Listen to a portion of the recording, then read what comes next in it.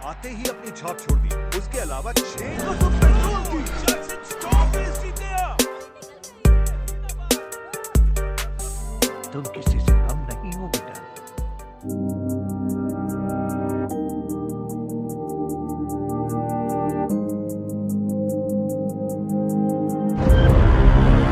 Hai sobat rebahanku, bagaimana kabarnya? Film kali ini menceritakan sang pembalap McQueen yang hampir tersingkirkan karena perkembangan teknologi yang semakin canggih sehingga menciptakan kemunculan pembalap-pembalap baru yang lebih modern. Namun tak ada yang tak mungkin jika kita mau berusaha dan terus mencoba, seperti film yang satu ini yang berjudulkan Cars 3. Kelanjutan dari season sebelumnya. Bagaimanakah ceritanya? Langsung saja. McQueen kini telah menjadi sang legenda yang berhasil memenangkan pertandingan Piston Cup sebanyak 7 kali musim. Dan seperti biasa, sebelum bertanding, McQueen selalu menenangkan diri terlebih dahulu di tempat biasa dan menghadirkan Hudson dalam heningnya.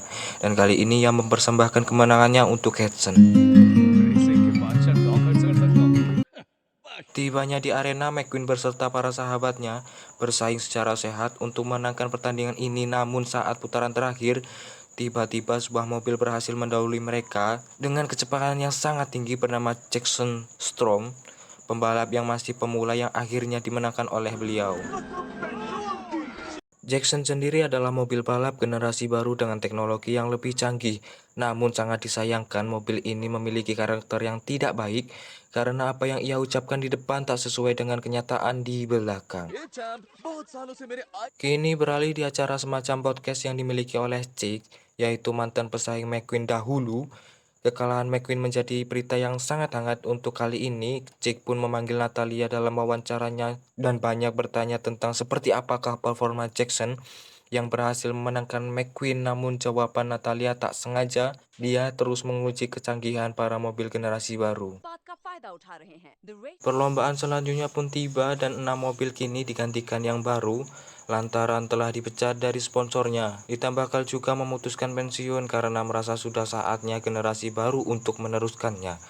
Jelas perkataan Carl membuat McQueen sedih karena dia kehilangan sahabat terbaiknya.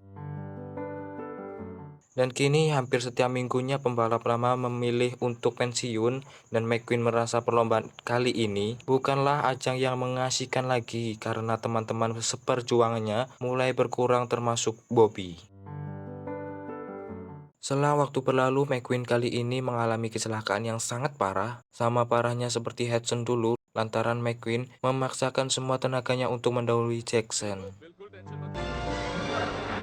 Pasca kecelakaan tersebut, McQueen selama 4 bulan hanya berdiam diri di kota Radiator Springs, sementara di luar media mulai heboh karena McQueen tak kunjung kembali. Padahal pertandingan musim selanjutnya akan diadakan. Kini McQueen sering merasa khawatir akan nasib Hudson yang dulu terulang pada dirinya.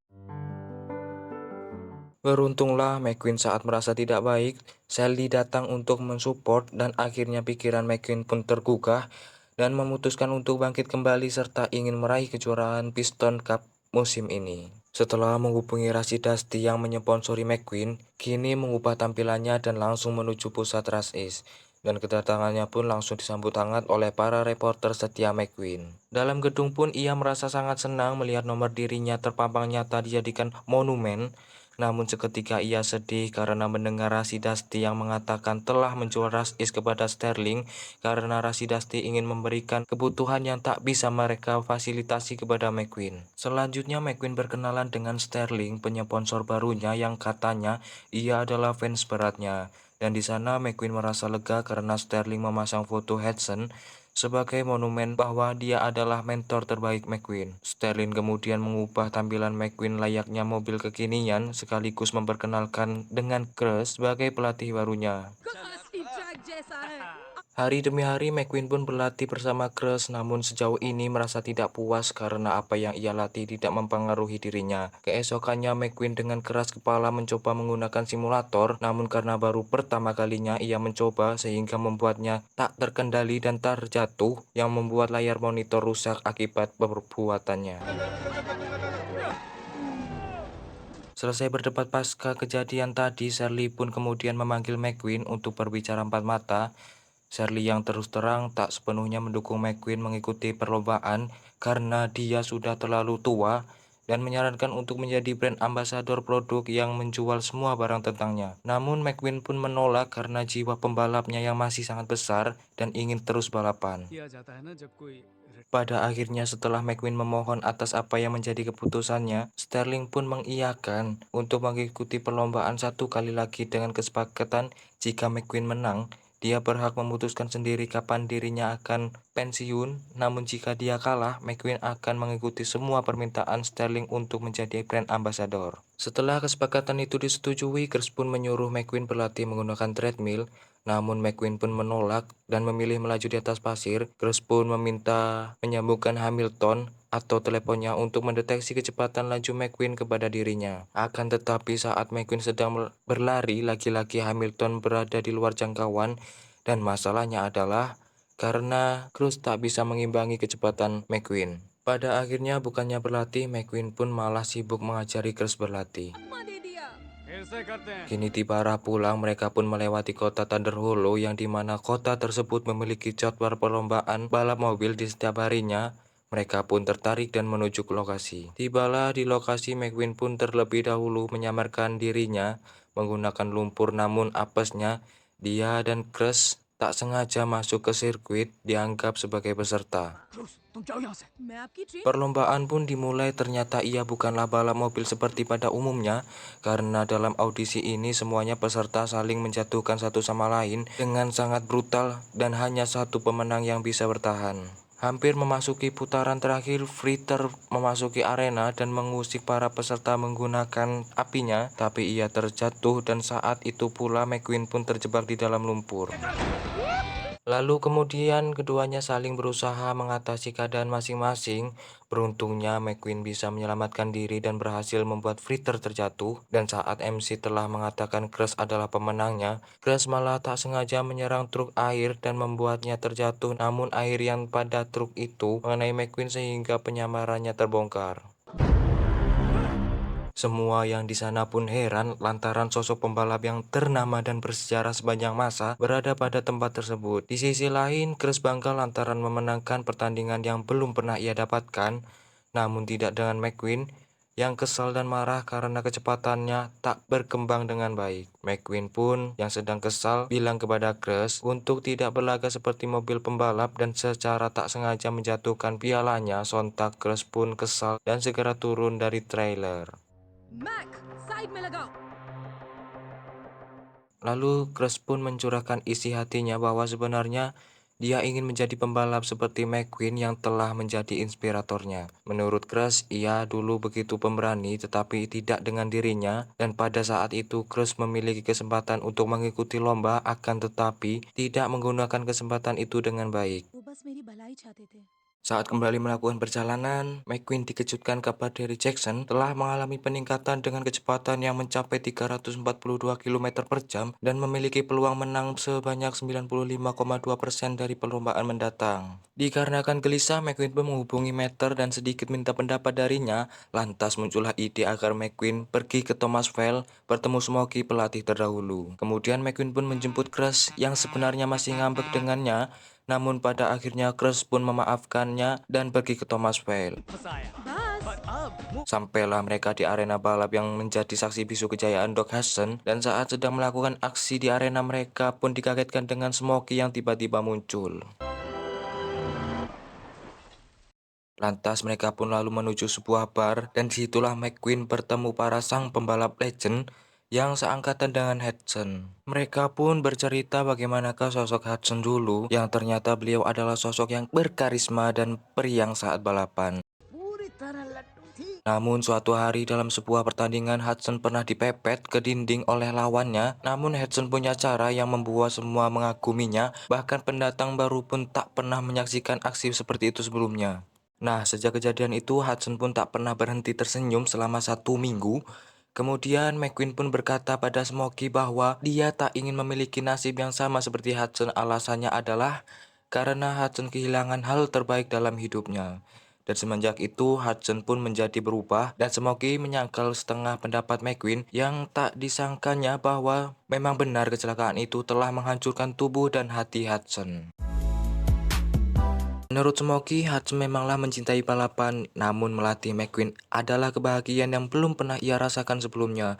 McQueen pun seketika teringat kembali masa-masa indahnya saat bersama Hudson. McQueen yang termotivasi kini kembali berlatih semaksimal mungkin dan menjadikan Crush untuk pancingan atau lawan darinya. Namun Crush bukanlah seorang pembalap sehingga McQueen menganggap itu bukanlah lawan yang susah karena pada dasarnya Crush adalah seorang pelatih. Smokey pun lalu memberikan rintangan yang tak seperti biasa, seperti melempar jerami bahkan melatih kecepatan McQueen di tengah para traktor.